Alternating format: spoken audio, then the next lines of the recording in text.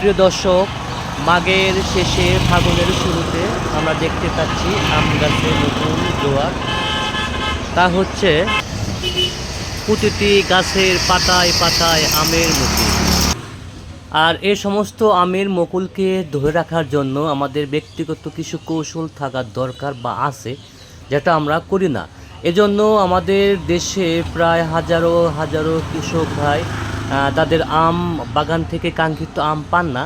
এছাড়াও সাধারণ মানুষ আছেন যারা গাছের উঠানে বাসার উঠানে অথবা বাড়ির ছাদের উপর যে গাছ লাগান, আম গাছ লাগান, আসলে আপনারা অনেকে অনেকভাবে কাঙ্ক্ষিত আম পান না, শুধুমাত্র কিছুটা ভুলের জন্য। তা হচ্ছে কি, সেটা আজ থেকে শেষ হবে ইনশাআল্লাহ।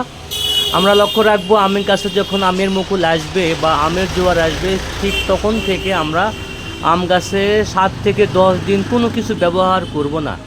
যখন মাত্র 7 থেকে 10 দিন বের হয়ে যাবে, ঠিক সেই সময় আমরা লক্ষ্য রাখবেন, ঠিক সেই সময় আমরা জাস্ট ব্যবহার করব ম্যানকোজিব গ্রুপ, যেমন ইন্ড্রোফিল, এটা অটো ক্রপ কেয়ারে আমরা এই গ্রুপটা শুধুমাত্র ব্যবহার করব। এখানে আছে কাফা, এটা হচ্ছে ইন্টেফা কোম্পানি, এটা জাস্ট ম্যানকোজিব, আমরা এটা ব্যবহার করতে পারি।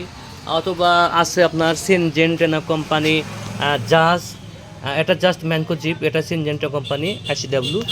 অথবা ব্যবহার করতে পারি আমরা আপনার সেমকো কোম্পানির ম্যানকোজিব প্লাস কার্বোডাইজিন, অথবা অটোক্রপ কেয়ার কোম্পানির কম্পানিয়ন, এটা হচ্ছে ম্যানকোজিব প্লাস কার্বোডাইজিন।